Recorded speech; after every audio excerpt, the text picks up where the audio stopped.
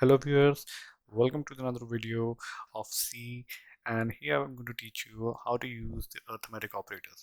Before we start, just like and subscribe my channel so you get the latest updates about all the coming videos and the new lessons regarding other languages. Okay, so before we start, just give a quick recap of all those things. What our arithmetic operators are. These are the list of the arithmetic operators that can be used into the programming. Okay, and we can just directly implement it with the variables or to the direct integers.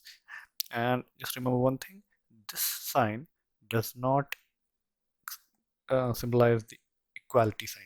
Okay, it is an assignment operator. Just remember that it's an assignment operator. It will transfer the value from the left side. Whatever the value are placed on the right hand side, it will be transferred to the left hand side. Okay, it will not compare the two values if you use a single assignment operator, that is single equals to. Okay, and if you want to just have a review about all those things which I've taught you, you can just go back to the previous videos. I've given it into the description link. You can just check it out about the operators and other things. Okay, so let's start coding. We are going to be on the part 4 of our using the arithmetic operators, and we'll see how we can use the division and the modulus sign all together for our division of the numbers. Okay, so let us start.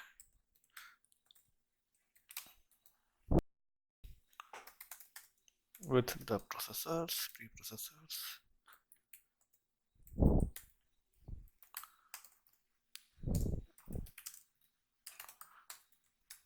Okay, so as we have seen, there are two signs. One is a percentage sign and the other one was a slash. So they both are used in the division purpose, but their work is different. The division is the only thing where you get two answers at a time. Exactly.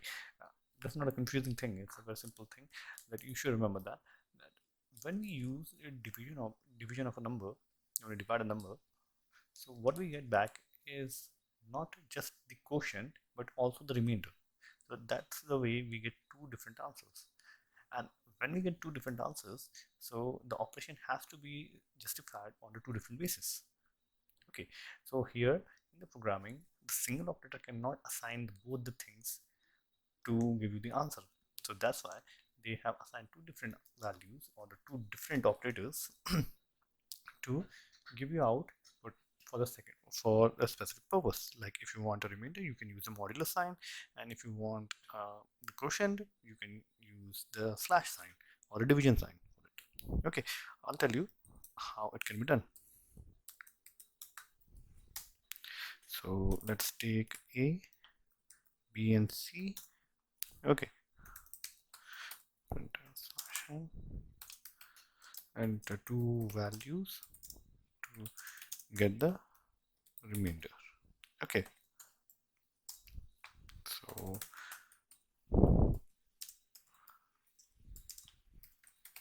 value 1,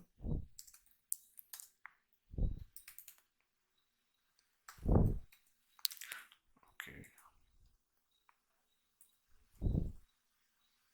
comma, and A, taking input A, and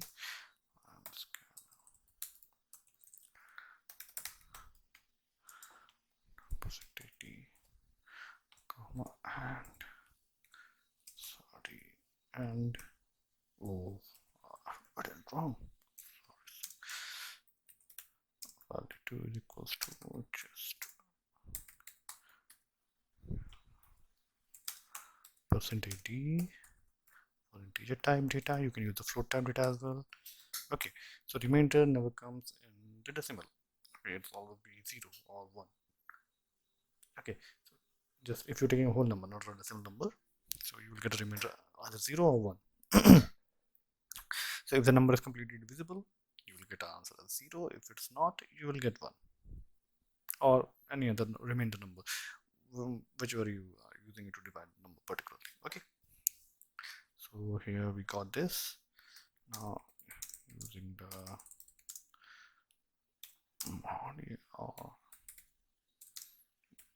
operator or division and to get the remainder. So C will be equals to A percentage B, or A should be divided by B.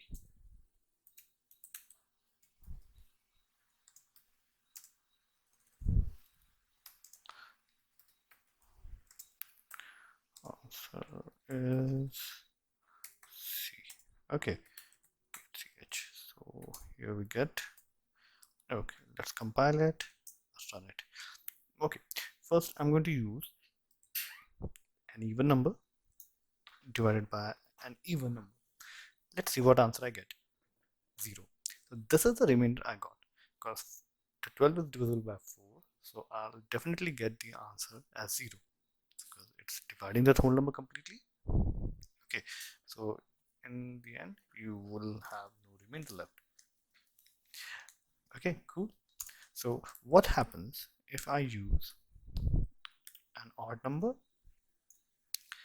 divided by an odd number or even number, whatever you can take? So you will get an answer, 1 or any other remainder number, whichever you have assigned to it. Okay,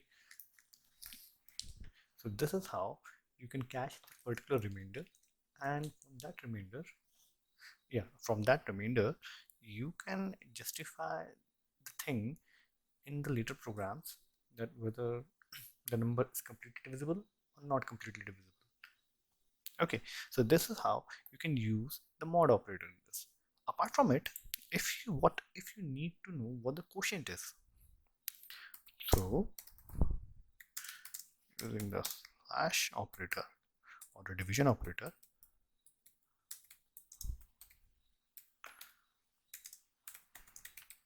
we'll get the quotient. Okay, or the remaining values out of it.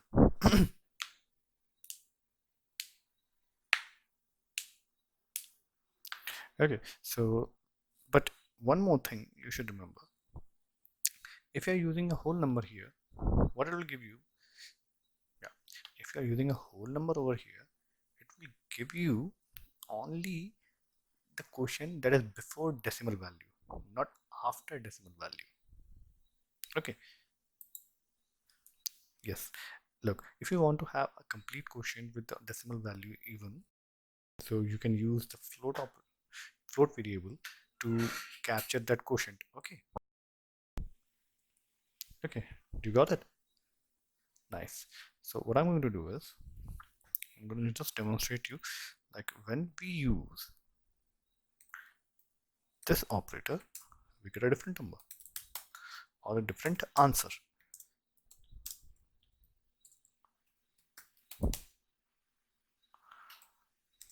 It is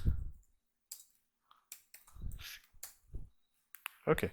So let's run this program. Perfect. So let's divide this number again with a whole number or the even number. So the remainder is 0 and the quotient is 3. Exactly. Now let us do the second thing. Now let's divide 19 with a 3. I hope my answer is correct. You can cross check it through your calculator or any other things. Okay, now, okay, till then, take care.